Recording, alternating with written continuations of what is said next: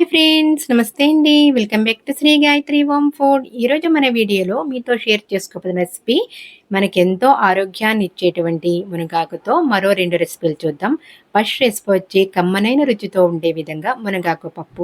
మరి మునగాకు పప్పు ఎలా తయారు చేయాలో, దాని ప్రాసెస్ ఏంటో ఇప్పుడు ఈ వీడియోలో చూద్దాం. చాలా సింపుల్‌గా ప్రిపేర్ చేసేసుకోవచ్చండి. అలాగే చాలా టేస్టీగా కూడా ఉంటుంది.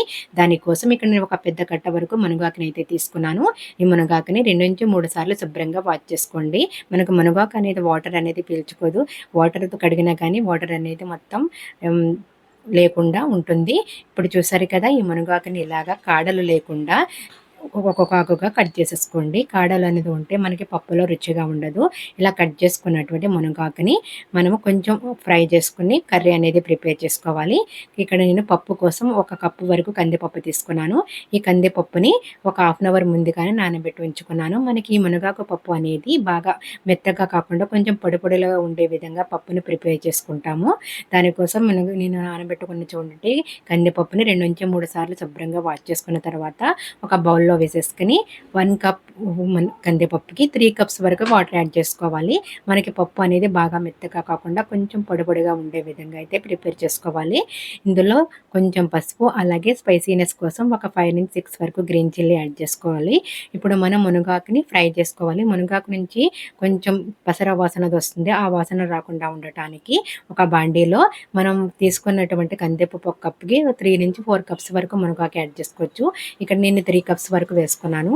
అలాగే కొంచెం రాళ్ళ ఉప్పు కూడా యాడ్ చేసుకొని ఈ మునగాకుని ఇలా ఫ్రై చేసుకోవాలి. ఇలా ఫ్రై చేసుకొని మనం కర్రీ ప్రిపేర్ చేసుకోవటం వల్ల మనకి మునగాకు నుంచి వచ్చే వాసన అనేది రాకుండా కర్రీ అనేది చాలా రుచిగా ఉంటుంది. ఖచ్చితంగా ఇలా ఫ్రై చేసుకొని వేసుకోండి పప్పులో. ఇప్పుడు మనకి ఇది ఫ్రై అయింది కదా! సైడ్‌కి పెట్టేసుకొని ఇప్పుడు మనం పప్పు అనేది కుక్ చేసుకుందాం. పప్పు మీద ఇలా లిడ్ పెట్టేసుకోండి. ఒక లిడ్ పెట్టేసుకొని పొంగొచ్చేంత వరకు కుక్ చేసుకోవాలి. మనకి ఎంతో రుచితో కమ్మనైనగా ఉండేటువంటి ఈ మునగాకు పప్పు రెసిపీని మీరు కూడా మీ ఇంట్లో ట్రై చేయండి. మీ ఇంట్లో వాళ్ళందరూ చాలా ఇష్టపడతారు. మరి ఇప్పటి వరకు మన ఛానల్‌ని సబ్స్క్రైబ్ చేసుకోకుండా ఉన్నట్లయితే ప్లీజ్ తప్పకుండా సబ్స్క్రైబ్ చేసుకోండి. అలాగే మా ఛానల్‌ని, వీడియోస్‌ని లైక్ చేయండి ఒక్కసారి. నచ్చినట్లయితే.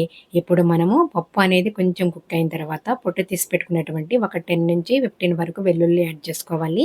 వెల్లుల్లి యాడ్ చేసుకోవడం అనేది మీ ఇష్టం. మీకు ఇష్టమైతే వెల్లుల్లి యాడ్ చేసుకోవచ్చు, లేకపోతే స్కిప్ చేయొచ్చు. కానీ బాలింతలకు పువ్వుకు పెట్టేటప్పుడు వెల్లుల్లి అనేది తప్పకుండా యాడ్ చేయాలి. వెల్లుల్లి వల్ల వాళ్ళకి పాలు అనేది సమృద్ధిగా లభిస్తుంది పిల్లలకు.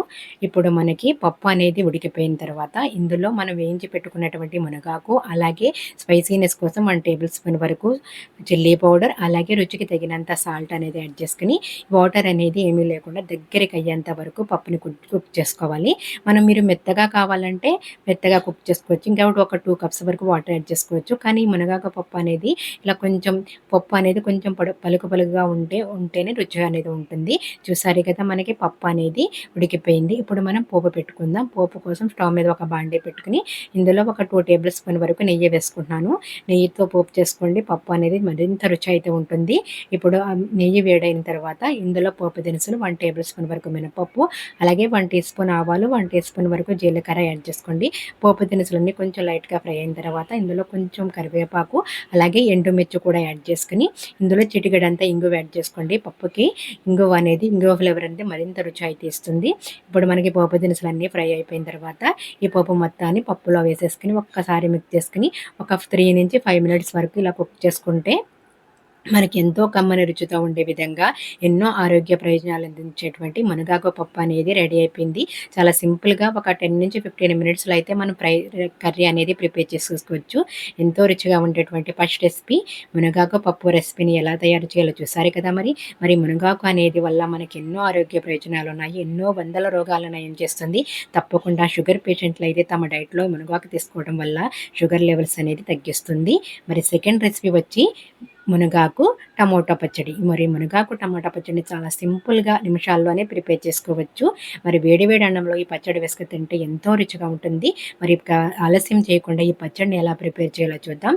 పచ్చడి కోసం స్టవ్ మీద ఒక బాండీ పెట్టుకొని ఒక 2-3 టేబుల్ స్పూన్ వరకు ఆయిల్ వేసుకున్న తర్వాత ఒక 2 టేబుల్ స్పూన్ వరకు పల్లీలు, అలాగే 1 టేబుల్ స్పూన్ వరకు పచ్చిశనగపప్పు, 1 టేబుల్ స్పూన్ వరకు మినపప్పు, 1 టేబుల్ స్పూన్ వరకు ధనియాలు, అలాగే 1 టేబుల్ స్పూన్ వరకు జీలకర్ర, ఇలా ఒక్కొక్కటిగా పోపు దినుసులన్నీ యాడ్ చేసుకొని, కొంచెం వెల్లుల్లి కూడా ఒక 4, 5 వరకు వెల్లుల్లి కూడా యాడ్ చేసుకొని, ఈ పోపు దినుసులన్నీ ఫ్రై చేసుకోవాలి. ఈ ఫ్రై అయిన తర్వాత స్పైసీనెస్ కోసం ఇక్కడ నేను ఒక 10 వరకు అయితే గ్రీన్ చిల్లీ తీసుకున్నాను. మీ స్పైసీనెస్ని బట్టి గ్రీన్ చిల్లీ అనేది యాడ్ చేసుకోండి. మీరు రెడ్ చిల్లీ అని యాడ్ చేసుకోవచ్చు. గ్రీన్ చిల్లీతో అయినా దేనితో అయినా పచ్చడి అనేది మంచి రుచి ఉంటుంది. మునగాకు టమోటా పచ్చడి అనేది చాలా చాలా రుచిగా ఉంటుంది. ఇప్పుడు మనం ఇందులో 1 టేబుల్ స్పూన్ వరకు కూడా నువ్వులు యాడ్ చేసుకోండి. నువ్వుల వల్ల మనకి పచ్చడి అనేది మరింత కమ్మగా ఉంటుంది. ఇప్పుడు ఇవన్నీ ఫ్రై అయిన తర్వాత ఒక చిన్న కప్ వరకు కొత్తిమీర కట్ చేసేసుకొని నీట్గా వాష్ చేసి వేసుకోండి. అలాగే 1 బౌల్ వరకు మునగాకుని నీట్గా వాష్ చేసుకున్న తర్వాత ఈ మునగాకును కూడా వేసేసుకోండి. కాడలు లేకుండా వేసుకున్నా పర్వాలేదు, కాడలతో వేసుకున్నా పర్వాలేదు. మనకి పచ్చడి అనేది కొంచెం గ్రైండ్ అయిపోతుంది కాబట్టి ఈ మునగాకు కూడా ఫ్రై అయిన తర్వాత ఇందులో ఒక 3 నుంచి 2 వరకు మీడియం సైజు టమోటోస్ యాడ్ చేసేసుకుని టమోటో అనేది బాగా మ్యాష్ అయ్యేంత వరకు కుక్ చేసుకోవాలి. అలాగే రుచికి తగినంత సాల్ట్, కొంచెం ఇంగువ కూడా యాడ్ చేసుకోండి. ఇంగువ యాడ్ చేసుకున్న తర్వాత దీనిపై లిడ్ పెట్టేసుకుని టమోటో అనేది మ్యాష్ అయ్యేంత వరకు ఒక 10 నుంచి 15 మినిట్స్ వరకు కుక్ చేసుకోవాలి. ఇలా టమోటో మ్యాష్ అయిపోయిన తర్వాత మనము కంప్లీట్గా కూల్ చేసుకుని పచ్చడి అనేది గ్రైండ్ చేసుకోవాలి. ఇక్కడ మనకి టమోటో అయితే మ్యాష్ అయిపోయింది. దీనికి ఇప్పుడు కంప్లీట్గా కూల్ అయిపోయింది. ఇప్పుడు ఇందులో కొంచెం పులుపు కోసం నేను పచ్చి మామిడికాయ అనేది యాడ్ చేస్తున్నాను. మీరు చింతపండు అని యాడ్ చేసుకోవచ్చు. మనకి టమోటో వేసాం పుల్లగానే ఉంటుంది, కానీ ఇంకొంచెం ఇలా మామిడికాయ కానీ చింతపండు అని వేసుకుంటే పచ్చడి అనేది మరింత పుల్లగా మంచి రుచి అయితే ఉంటుంది. నోటికి పుల్ల పుల్లని రుచితో ఎంతో టేస్టీగా ఉండే విధంగా మునగాకు అలాగే టమోటా పచ్చడి అనేది రెడీ అయిపోయింది. దీన్ని మనము పోపు లేకుండా కూడా సర్వ్ చేసుకోవచ్చు. ఇక్కడ మనం పోపు కోసం నేను ముందుగానే పోపు అనేది ప్రిపేర్ చేసుకున్నాను. కొంచెం మినపప్పు, అలాగే ఆవాలు, జీలకర్ర, కొంచెం ఎండుమిర్చి వేసేసుకుని ఇలా పోపు అనేది వేసేసుకుని ఇందులో వేసేసుకున్నాను. ఎంతో రుచిగా ఉండే విధంగా మునగాకు పప్పు అలాగే మునగాకు టమోటా పచ్చడి రెసిపీని చూసారు కదా. మరి ఈ రెసిపీని కూడా మీ ఇంట్లో ట్రై చేసి ఈ రెసిపీ నచ్చితే లైక్ చేయండి. అలాగే ఈ వీడియోని మీ ఫ్రెండ్స్ అండ్ రిలేటివ్స్కి షేర్ చేయండి.